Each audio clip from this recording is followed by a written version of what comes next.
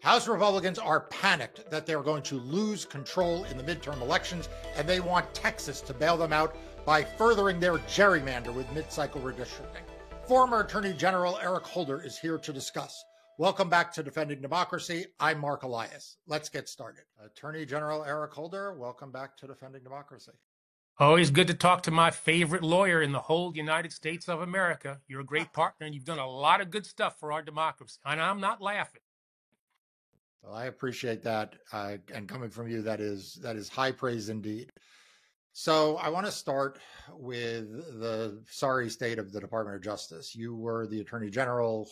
You were an incredibly successful Attorney General across a number of metrics. One that I, of course, follow most closely is voting and democracy and the important work that you did as Attorney General on those issues.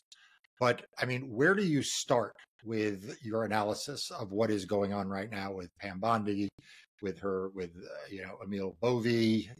I mean, you can pick the entry point you want to, whether it's voting, immigration, basic decency. You go ahead. Well, Mark, the fact that you can't figure out quite where to start is an indication of the depth of the problem. Just as you say, whether it's immigration policy, whether it is an apparent determination by Bovee that you're going to simply ignore federal judges, whether you're going to withdraw from cases that were brought trying to protect the voting rights of people around the country. This perception that you are the lawyer for the president as opposed to the lawyer for the people, that you are a political arm of the White House. That's fundamentally different from the way in which good Justice Departments have thought of themselves, and that is irrespective of their parties. Justice Departments get in trouble when they don't understand that there has to be some kind of a wall between the Justice Department and the White House. And Pam Bondi sees herself, I think, essentially as a staffer for Donald Trump. And that's not consistent with the obligations that she has. And it's inconsistent with the norms that we have about the department. And given the power that the department has to deprive people of their liberty, to take away property from people, and given the willingness that this president and his zealots who surround him have shown to politicize, to weaponize the Justice Department and the FBI, this trend, or what we're seeing in the Justice Department, is an extremely dangerous one. Extremely dangerous. So your predecessor, I think, in the Bush administration was it Alberto Gonzales? Was he the? Yeah, Gonzales, and then Mukasey. Okay, so I want you to, because we keep saying to people that this is not normal and it's not the way Democrats and Republicans have operated. So Gonzales was, famously, or not famously, but known as someone who was close personally to George Bush, the then president. You are someone who has had a well-known personal relationship with Barack Obama. But talk about how different you and a Republican AG in that era operated with respect to the White House compared to what we are seeing today. Like, tell us in practical terms how it was different, not just that it was different. Well, first off, there was a recognition on the part of those of us in the Justice Department and those people who were part of the administration in the White House that there had to be that separation. We had a contacts policy so that only specified people at the White House could call specified people in the Justice Department. There was no ability to communicate at lower levels. And I'll give you one practical example. When I made the determination that we were not going to defend the Defense of Marriage Act, that was a decision that I made with the Justice Department personnel advising me without any involvement of the people in the White House. And I had to take the president aside at a Super Bowl party to tell him that I'd made a decision not to defend DOMA. And he said to me, this is in my upcoming book, he said to me, well, I'm really glad that that's what you're going to do. I wanted us to be in that place, but I didn't think it was appropriate for me to share my views with you.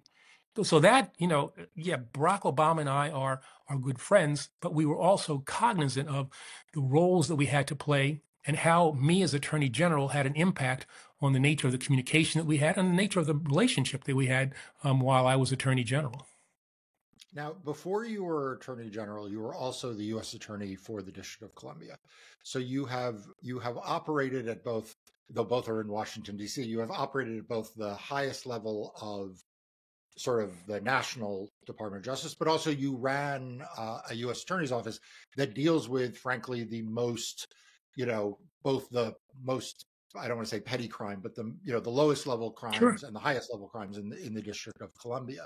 And so you have a unique perspective on what you are seeing DOJ lawyers from the U.S. Attorney's office do in the various courtrooms around the country. I mean, just earlier today in the hearing in Maryland over Kilmore Abrego Garcia, the federal judge in Maryland basically said, the presumption of regularity is out the window. Right. I mean, the judge was just openly not believing what the Department of Justice was saying. So talk a little bit about how you would have expected, again, as someone who was overseeing the entire Department of Justice, but also someone overseeing young prosecutors, young attorneys going into Superior Court, into federal courts, how unusual and what you would have expected versus what we're seeing. Well, what we're seeing out of the U.S. Attorney's Office in D.C. Pains me to a great deal. I think that's the best job that I ever had. Ah, It's really? the large. That's It's the interesting. Yeah, I mean it's the largest U.S. Attorney's office in the country.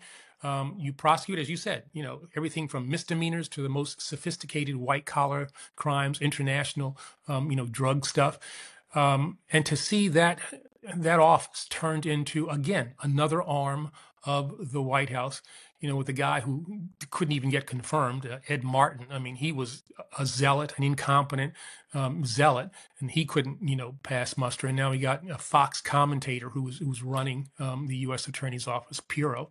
It's really painful to see what they have done, both in terms of how they listen to the White House in deciding what their priorities are, who they're going to go after, but also in the way in which they have treated the career people in the office and have fired them or pressured them to leave because they were simply doing their jobs. Anybody who's connected, apparently, to the January 6th investigations is persona non grata in the Justice Department. Bondi fired, I guess, 3 people just about a week or so ago. Their only crime, and I say that in quotes, was that they were doing their jobs and investigating the January 6 matters. And you've seen the same thing in the U.S. Attorney's Office in D.C., where longtime career people who stood up for norms, for the rule of law, for their ethical obligations, have been forced out of the office. Chief among them, I would say, is Denise Chung, head of the federal part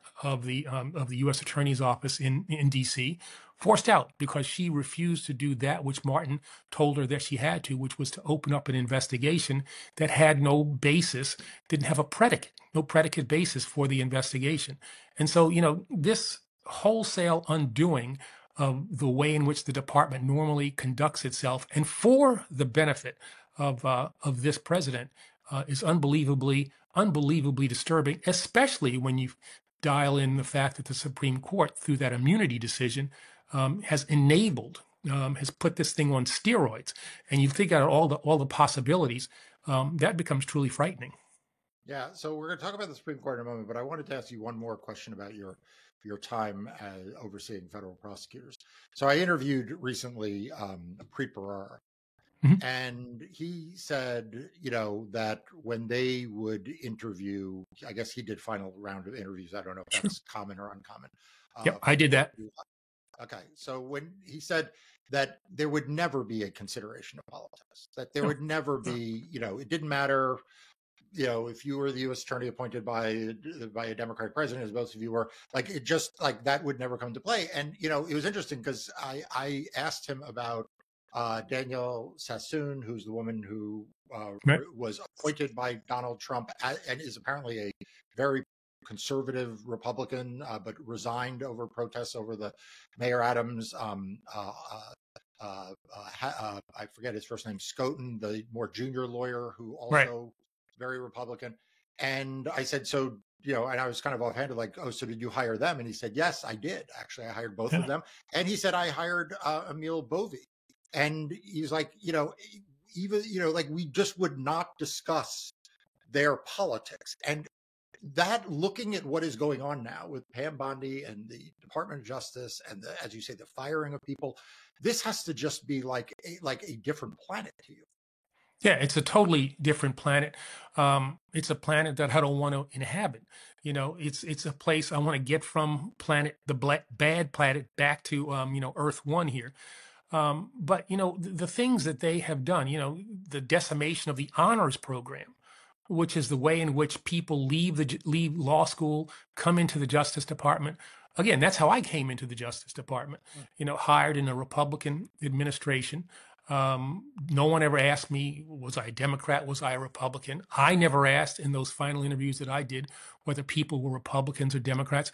And the thing is, people need to understand, in the Justice Department, it was bad form to have those kinds of conversations. You'd never ask anybody what their party affiliation was, and to bring any kind of political conversation. You talk a lot about sports. You talk a lot about the cases that you're having. You go on, you talk about the weather. You don't talk politics within the department. That's how sensitive we were to that. I mean, one example, I was a young lawyer, tried my first case in a place, Hammond, Indiana, lost the case. I was second chair. And the guy who was first chair and who ultimately became the head of the public integrity section, I didn't realize until probably 8, 9, 10 years after we tried that case together that this guy, Lee Radick, was a registered Republican. I had no idea. I didn't know Lee Radick was a Republican, actually. Yeah, I never knew that. And that's, and he and I worked together a lot. He and I became friends.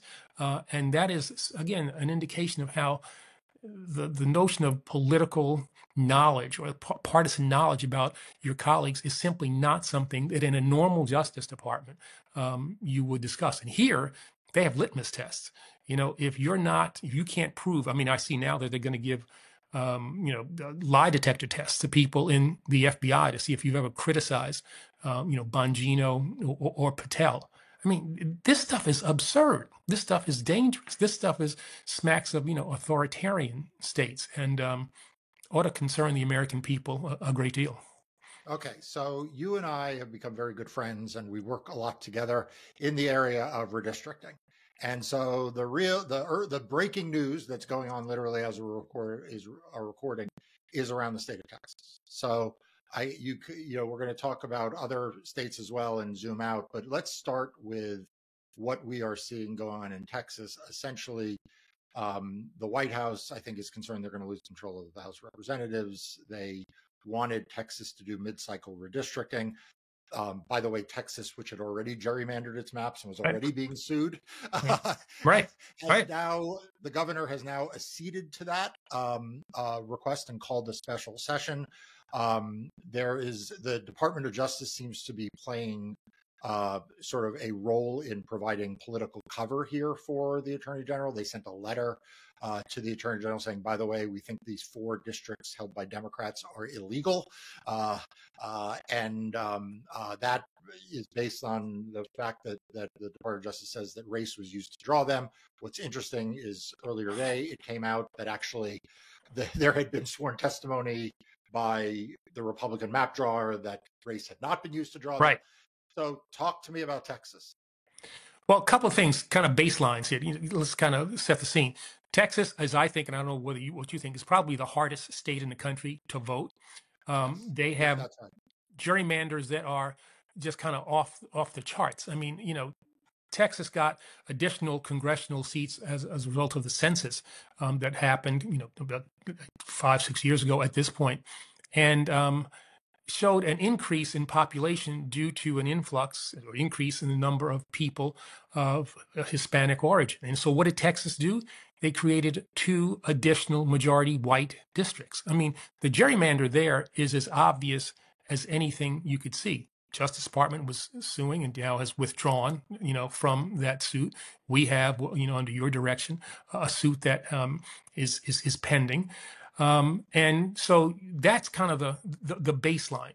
And now you've got the Trump administration concerned about the loss of the House in 2026 as a result of the passage of this unbelievably bad budget bill that just came out.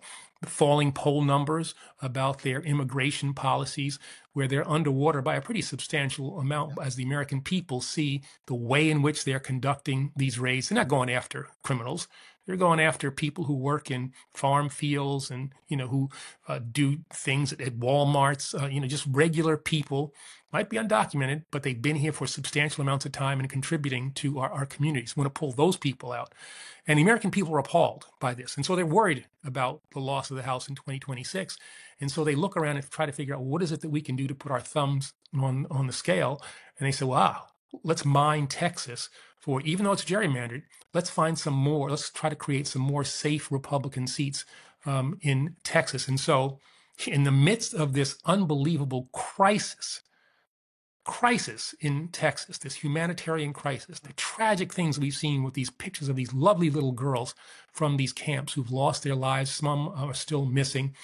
Greg Abbott decides, you know what, in a special session, I think I'm going to bring the legislature back and come up with a way in which we do redistricting mid-cycle. That's a priority, as opposed to, providing aid, comfort to those who have who have lost their lives and the survivors of those people. It shows kind of the warped priorities that they have and the depths to which they will go in order to hold on to what I think is illegitimate power. So that's what the Trump administration has done. But it's also interesting because we've heard from our sources that folks, congressional folks in Texas, have not necessarily, Republican congressional folks have not necessarily been in favor of this, because this creates districts that, although will lean Republican, are not going to be, in some instances, as Republican as they once were. And if there's a wave election in 2026, some of those folks potentially are in jeopardy. But the Trump administration, folks in the White House, are pulling out all the stops to try to ensure that they can hold on to the House in spite of the polls and bad policy choices that they have made.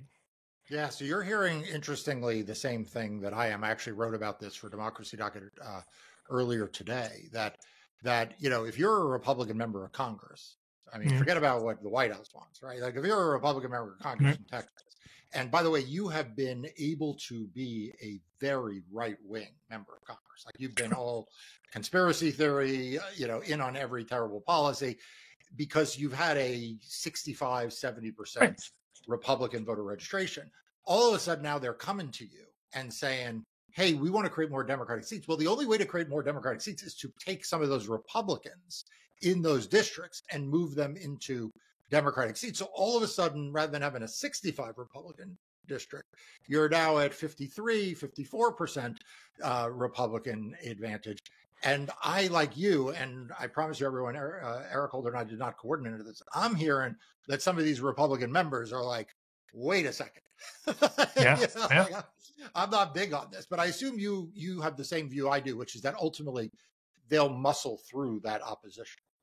Oh, yeah. I mean, the Republican Party, they bark and hark about how they're going to, oppose Trump in the White House. But at the end of the day, they always knuckle under. And I expect that that's what they'll do here. And it'll be interesting to see what the results are. I mean, we'll certainly figure out ways in which we can fight their attempt to further gerrymander the state and try to put as much pressure on them so that what they do is done in the light of day, so that people understand what this could mean. I mean, you've got districts in Texas, Mark, as you said, 65% Republican districts where the member can vote for things that are inconsistent with the desires of, the state, of the people in the state as a whole, and suffer no political consequence because of the gerrymandering. It's why you see these, out of touch, anti-reproductive choice laws. It's why you see them doing all kinds of crazy things around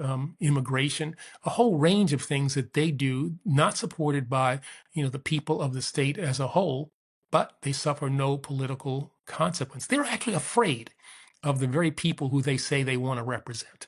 And that's the thing that really kind of gets me. They're not interested in a fair contest about ideas. They want to try to see who can control the pen and draw the lines so that they can ensure the victories that they desperately need. Don't you think this is, I was thinking back to the early conversations you and I had at the beginning of this redistricting cycle after the reapportionment. And if you remember, the the people on the Republican side who were sort of in charge of Republican strategy, their whole thing was we're going to pack because we want to guard against a future wave. And so they gerrymandered and they created these mega Republican districts. Right. Don't you think in some sense this is like a panic move? That this like shows that like they have become so unpopular, like not even that strategy works? Well, sure. Obviously, I mean, I think that given what they did before, um, and the success that they had, in 2011 and in 2012, and the enduring strength of the gerrymanders that they put in place, you would think that that would give them sufficient amounts of evil comfort, But they are now faced with the possibility that even with those gerrymanders, that they might not have a sufficient, they might not find sufficient support to maintain control of the House. And so they're doing things that I think, if you look at it in a politically savvy way, are not necessarily wise, but they've got to roll the dice because of these falling poll numbers, these unpopular positions that they've taken, this wildly unpopular, budget bill that, as it gets examined by more and more people, is likely to get even more unpopular. So that they are doing things that you would not expect to see. That again goes against the norms. This notion of mid-cycle, redistricting. Tom DeLay did it, I guess, about 20 years or so ago. So there is some precedent for it in Texas. But that's not the way it's supposed to be. You're supposed to have a census, and on the basis of the census, you do reapportionment, and then you draw the districts. And I think what people need to understand also about this gerrymandering thing is that they're going to try to do a whole range of things. It's just not a question of maintaining control of the House.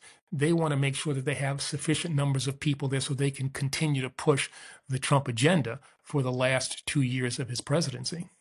Yeah, I want to talk to you about that in a second, but before we switch off of this topic, because I'm very interested in, you have one of the most prescient and well-developed theories of political power, and that's what motivated Republican. I really want to talk about that. But before we do, I want to ask you about a couple of other states, and that is Louisiana and Alabama. I'm combining them together because Right. we have the U.S. Supreme Court. So, here's this, Alabama, the Republicans draw a map. It deprives black voters of their rights under the Voting Rights Act. The map gets struck down. It goes to the Supreme Court. Supreme Court agrees. There are now 2 black opportunity districts rather than 1. Similar pattern follows in Louisiana, except in Louisiana, a group of white voters then bring a racial gerrymandering challenge, and that case goes to the U.S. Supreme Court. The Supreme Court hears the case. Gets all the briefing, gets everybody standing up when the justices walk in, right? They do the oral argument. It's the last day of the term. And I am literally sitting at my computer. Like, you probably had better things to do. I am literally sitting at my computer. Oh, no, I was waiting. Yeah, right. And then we get to, and people need to know this, that they announce opinions in the Supreme Court by seniority, but the Chief Justice goes last. And so they're going through the cases, and I'm like, ooh, I bet you the Chief Justice is going to take Louisiana, right? Because they're getting to the end of the line. And then all of a sudden they announce they've held the case over for the next term. Yeah. I mean, what's that all about? It's not as if the facts are going to change. The cases, we'd done things in the lower court so that the record was there. Briefings had been done. You guys did a great job. Oral argument. I mean, there's all of this. And the court, for whatever reason, decides, well, we would need to have this case re-argued. And that worries me a great deal. When Kavanaugh is saying things like, well, the protections of the Voting Rights Act should be time limited. Where is that coming from? Obviously, Clarence Thomas is, doing his typical zealotry there, and he and Alito, those are just lost votes. But I wonder whether or not they're going to have this re-argued so that they can find a way to get at the remaining strength of the Voting Rights Act, Section 2. And we'll have to see. But I have to say that, for the court to go after Section 2 would be inconsistent with the decision that they made, I guess, just last year in the Alabama case, where they made the determination that Section 2 was still viable, that the Alabama legislature had violated it, and that African Americans in Alabama deserve the right to have an opportunity to pick a representative of their choice. With this Supreme Court, that I think is result oriented. They may not be partisan, but they are certainly ideological, and they are situationally committed to originalism and textualism, unless it kind of poses a problem to the result that they want to reach. I worry about why there was that decision to re-argue the case. Yeah, and I completely agree with your concern. And, in Shelby County, the justification we got was that it was an outdated formula that about which states were covered.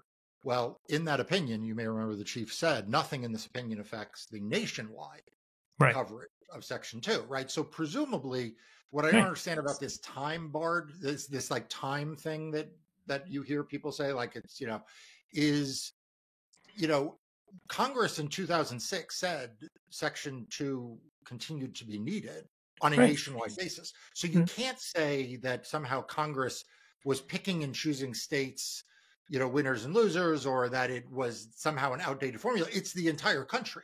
And of course, if they had not done the entire country, we'd be back into the Shelby County decision. Right.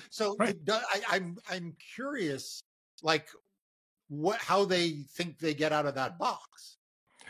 I don't know. They have written their way out of following precedents before. They've overruled precedents without actually saying so.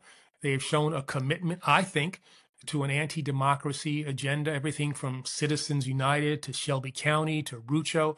I mean, that's one of the things that I think will be held against the Roberts Court, 25 years, 50 years from now, 100 years from now, as people look back on the entirety of the jurisprudence of this era. And this focus on time limits. Again, I go back to the Kavanaugh thing. It's like you're focusing on instead of you're focusing on the duration of the remedy as opposed to the persistence of the harm. And yeah, Right, it'd be great to say the fact that in 2015 both Alabama and Louisiana violated the Voting Rights Act would, to me, suggest that there is still a need for the Voting Rights Act. Right.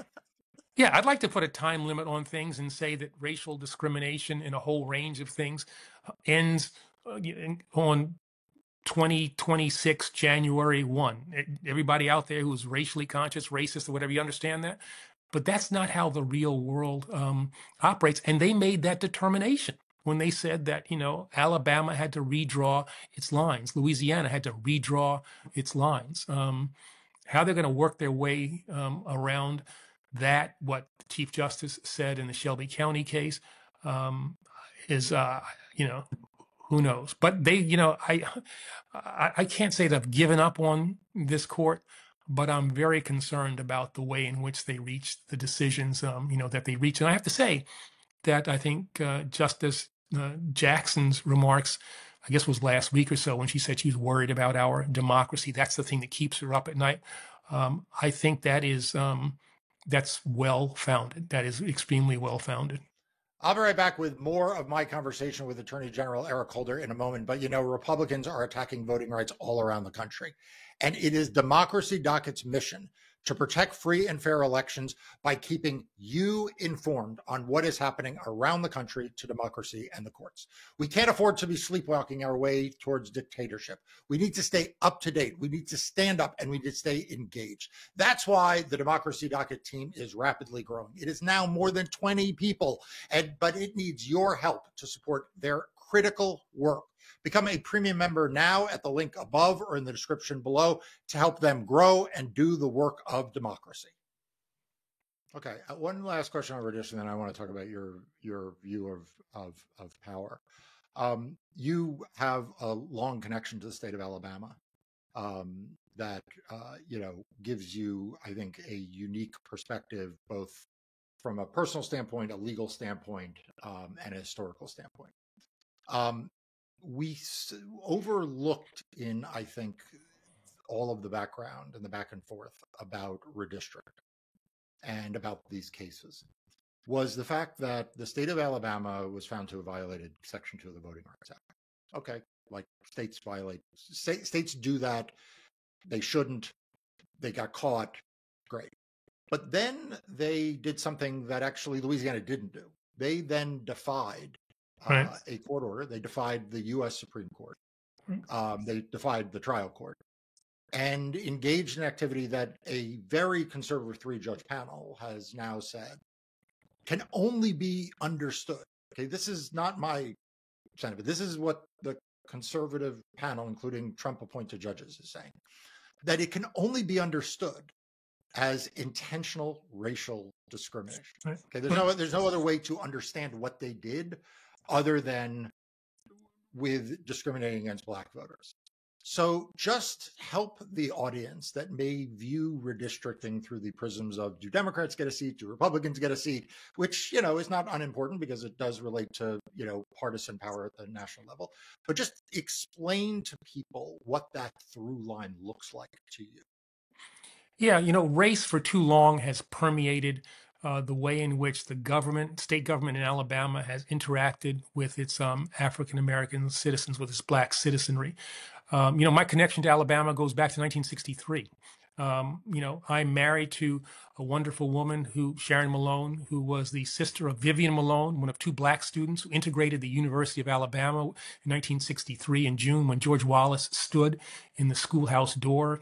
Bobby Kennedy, John Kennedy, Nick Katzenbach at the Justice Department, federal marshals, the National Guard had to be used to get her into the University of Alabama. She was the first Black graduate of the University of Alabama. Clearly a racial thing that the state government was using against its longtime African American residents, citizens. And, what I saw in Alabama's reaction to the Supreme Court decision harkened back to those days, nullification, all the other kinds of things that race-conscious white politicians in Alabama have done for time immemorial. And the notion that you would get a Supreme Court decision that says you got to redraw the lines and then go through all the things that they did in opposition to that was unbelievably disturbing and disturbingly familiar. And so that is something that on a personal level, I know my wife certainly, as I expressed surprise, she said, "How naive can you be? I mean, really?" Her perspective is, this is what happens in Alabama. That's the experience of her family. It goes back to Alabama 5, 6, 7 generations. People who were enslaved, who became free, who integrate the University of Alabama. But to her mind, this is what Alabama does. And so, hopefully, the Supreme Court will stand by its precedent and finally tell people in Alabama that they've got to treat all of their citizens in an appropriate way, treat them in an equal way, give them the opportunity to participate fully in our democracy. Okay, so I said I wanted to get to this. In some respects, this is the most important topic, I think, in American politics today. And I have to say, A.G. Holder, you were the first person. You weren't the first person to say Donald Trump wants power. You weren't the first person to say he was an autocrat. You, though, have been framing for as long as I've known you the motivations around what the Republicans are doing as a pursuit of power. So, like, when a lot of people in Washington, D.C. sort of view the politics as like, oh, it's the pursuit of who gets the gavel and who's up and who's down. And, maybe they can enact tax cuts here or give that giveaway there or enact a program. You understood it and would use the language of political power.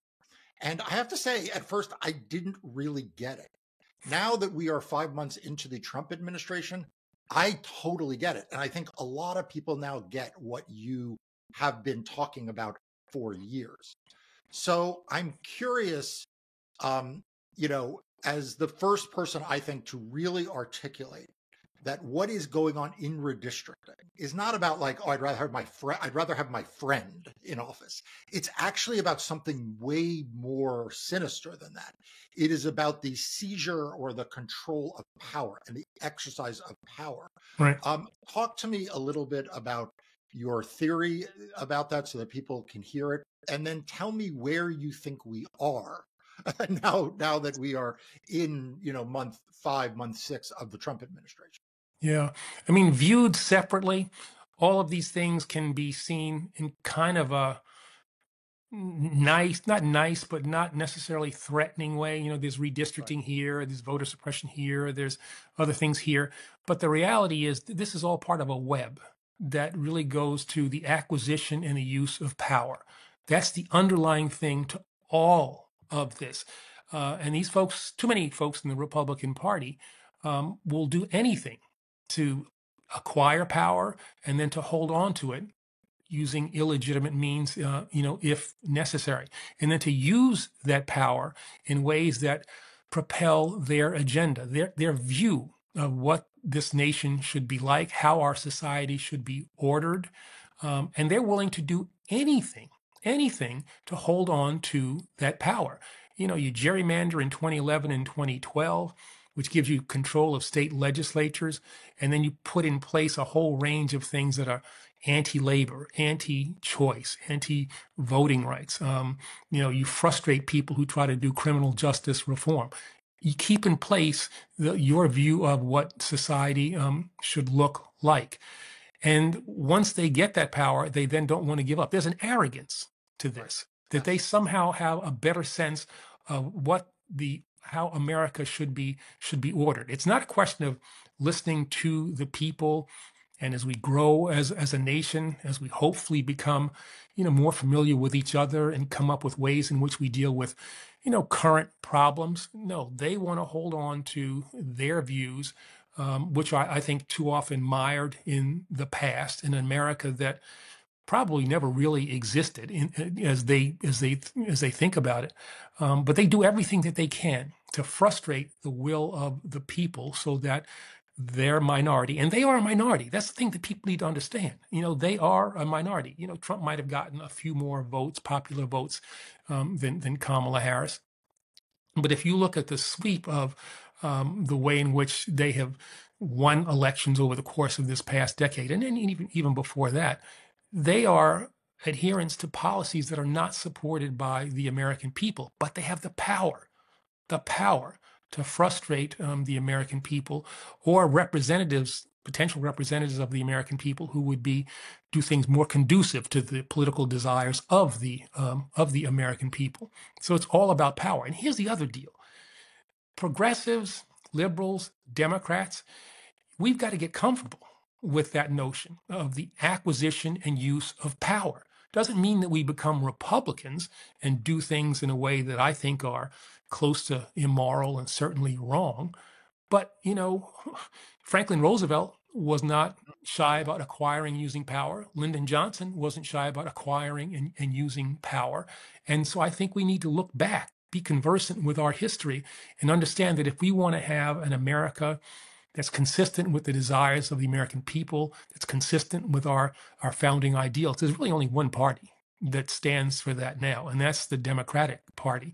And we have to be comfortable with doing all that we can legitimately to acquire and use power. Get comfortable with that. So I think that, like I said, I think if more people listened to you, and when you were saying this, frankly, before Donald Trump's most recent reelection, I think we would have understood that when you say they will do anything, that includes purging the civil service.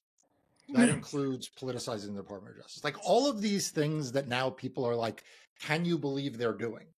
Is actually what you've been saying all along, right? You've been saying all along, like they will do anything to acquire and use power. And that's why I think it's such an important point and such a place that you have been a leader on, a thought leader on, an activist leader on. But well, one thing, Mark, I think we need to understand again, that through line, again, you acquire power and then you want to hold on to it. And so this administration says, what are the kinds of things that we need to do to hold on to this power. All right, let's go after all the places where we might see opposition to the things we want to do. Let's go after law firms. Yeah. Let's go after universities. Let's go after the media. Let's go after the civil service. Now, and you can have people who simply are not partisan in the civil service. They're not partisan one way or the other. They simply do their jobs, interpret statutes, and have enforcement priorities based on the facts and the law. That threatens them. And so we go after the civil service infrastructure. Again, those are not one-offs. These are all part of a plan, a comprehensive plan to hold on to power. So understanding that we don't want to become our enemy, right? We don't want, or our adversary, I shouldn't say enemy, we don't want to become what Republicans have become. But you have also tapped into something, and again, like folks, you can go back and see Eric Holder talking about this before 2024. You can go back to 2023, 2022, 2021. Yeah, when I had darker hair, that's right. Yeah. But the second thing is you tapped into is now everywhere, which is why aren't the Democrats willing to fight and exercise power? Now, I don't want to say I ascribe all of the negative feelings that people have there. I think that there are a lot of Democrats who are fighting, and so I don't. But you have tapped into this notion that Democrats have to be comfortable with power.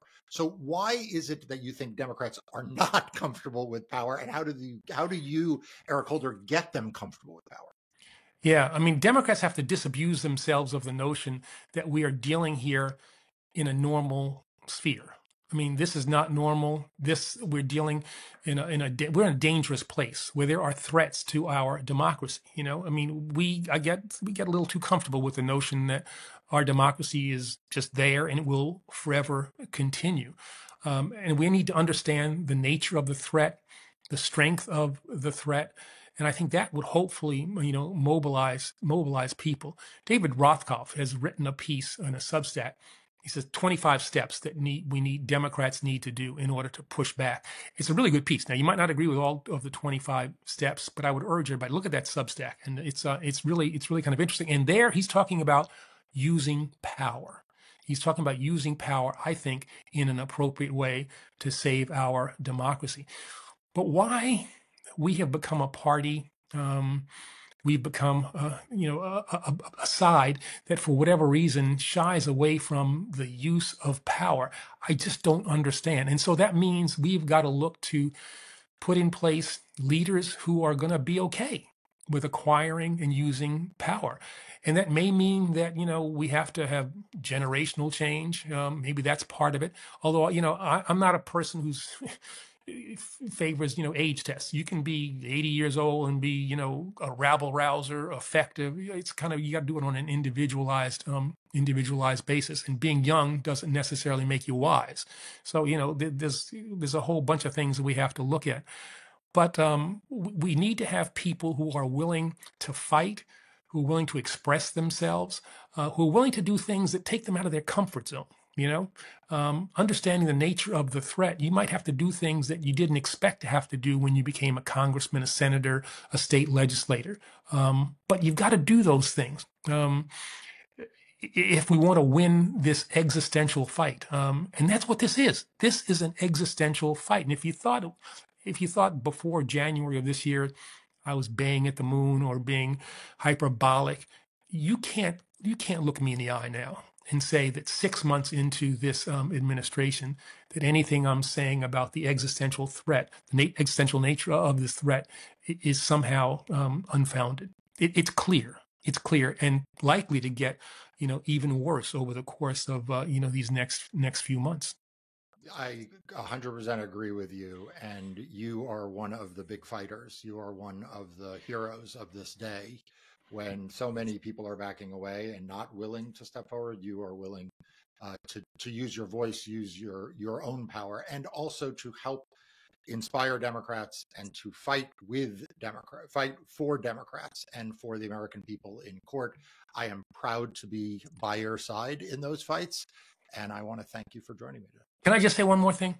Yeah, please. I don't want to make this a mutual admiration society, but you have stood up, and the people in our profession, lawyers in our profession, should look to people like you who've been willing to stake out positions that have exposed themselves, to the wrath of the Trump administration. I mean, they say things about you. And it's an interesting thing to think about high-level people in government going after one lawyer, saying negative things about one lawyer. And so I admire the work that you have done, the courage that you've shown, and people need to understand in the legal profession, especially, it's up to us, lawyers. Our responsibility is to defend our system. And the other thing we need to understand is that we can win. We can win if we fight, if we stick together, if we're strong, if we're committed, if we bring ourselves together. We have power that we never tap into, and we can beat these people.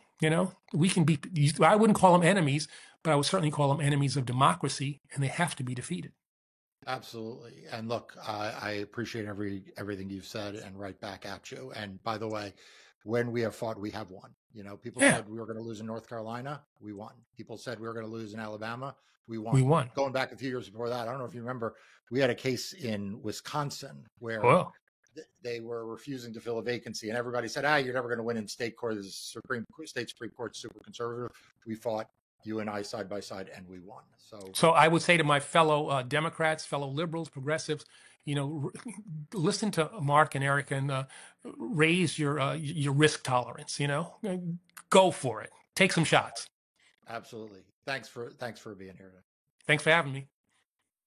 Thanks for tuning in to this episode of Defending Democracy. Please make sure you're subscribed to Democracy.Kit's newsletters to stay informed on the latest voting rights and democracy news.